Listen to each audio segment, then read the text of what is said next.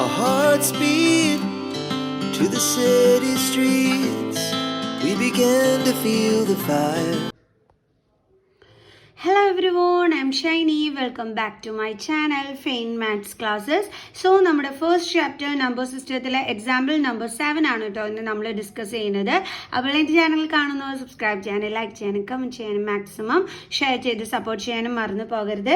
So നമ്മുടെ question ഇതാണ്. Show that 0.333 etc. is equal to 0.3 bar can be expressed in the form p by q, where p and q are integers and q is not equal to 0. അപ്പം നമ്മളോട് 0.3 bar okay ഇതിന് നമ്മൾ P by Q ഫോമിൽ express ചെയ്യാനാണ് പറഞ്ഞിരിക്കുന്നത്. എങ്ങനെ നമ്മൾ ചെയ്യും? ഈ 3യുടെ മണ്ടയിൽ നമ്മളൊരു വരയിട്ട് വെച്ചിട്ടുണ്ടല്ലോ. എന്താ ഈ സംഭവം? അതായത് ഇത് എന്തിനാണെന്നറിയോ കാണിക്കുന്നത്? ഈ 3 എന്ന് പറയുന്ന നമ്പർ റിപ്പീറ്റ് ചെയ്യുന്നതിനെയാണ് കാണിക്കുന്നത്. അതായത് ഇതാ കണ്ടില്ലേ ഈ 0.3 ബാർ എന്ന് വെച്ചാൽ ഇതാ 0.333 എക്സെട്ര എന്നാണ് അതിൻ്റെ മീനിങ്. അതായത് ഈ 3 എന്ന് പറയുന്ന നമ്പർ ഇങ്ങനെ റിപ്പീറ്റ് ചെയ്തുകൊണ്ടേ ഇരിക്കുന്നു എന്നാണ് അതിൻ്റെ മീനിങ്. ഓക്കെ, അപ്പോൾ നമുക്ക് എന്ത് ചെയ്യാം? നമ്മുടെ question x is equal to 0.333 etc. എന്ന് എഴുതാം. ഇത് നമുക്ക് എന്തായിട്ട് എടുക്കാം? ഫസ്റ്റ് ഇക്വേഷൻ ആയിട്ട് എടുക്കാം. ഓക്കെ, ഇനി ഒരു നമ്പറിന്റെ മുകളിലല്ലേ ഇവിടെ ബാർ കിടക്കുന്നത്. അതിൻ്റെ അർത്ഥം ഇനി നമ്മൾ എന്താ ചെയ്യേണ്ടതെന്ന് വെച്ച് കഴിഞ്ഞാൽ 10 കൊണ്ട് നമ്മൾ ഈ രണ്ട് സൈഡ് മൾട്ടിപ്ലൈ ചെയ്യണം. എന്തുകൊണ്ടാണ് മിസ് 10 ചൂസ് ചെയ്യാൻ കാരണം? ഒരു നമ്പറിന്റെ മുകളിലാണ് ബാർ കിടക്കുന്നത്. അതായത് ഒരു നമ്പർ മാത്രമാണ് ഇവിടെ റിപ്പീറ്റ് ചെയ്യുന്നത്. ഒരു നമ്പർ ആണെങ്കിൽ നമ്മൾ 10 യൂസ് ചെയ്യും, 2 നമ്പർ ആണെങ്കിൽ 100, 3 നമ്പർ ആണെങ്കിൽ 1000, അങ്ങനെ വേണം നമ്മൾ ചൂസ് ചെയ്യാനായിട്ട്. അപ്പോൾ ഇവിടെ ഒരു നമ്പർ ആയതുകൊണ്ട് നമ്മൾ മൾട്ടിപ്ലൈ ചെയ്യേണ്ടുള്ളത് 10 വെച്ചിട്ടാണ്.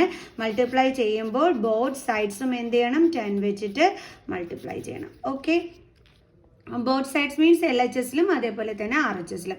അപ്പോൾ LHSൽ നമ്മൾ 10 കൊണ്ട് മൾട്ടിപ്ലൈ ചെയ്യുമ്പോൾ 10x is equal to ഇവിടെ നമ്മൾ 10 കൊണ്ട് മൾട്ടിപ്ലൈ ചെയ്യുക എന്ന് വെച്ചാൽ എന്താ നമ്മൾ ചെയ്യേണ്ടുള്ളതെന്നറിയാം?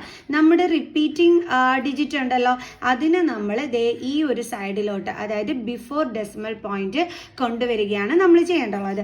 അങ്ങനെ കൊണ്ടുവരുമ്പം നമ്മൾ 0യുടെ അടുത്തോട്ട് ഈ 3നെ കൊണ്ടുവരികയല്ലേ ചെയ്യുന്നത്. അപ്പോൾ ഇതേപോലെ ആയിരിക്കണം നമ്മൾ എഴുതേണ്ടുള്ളത്.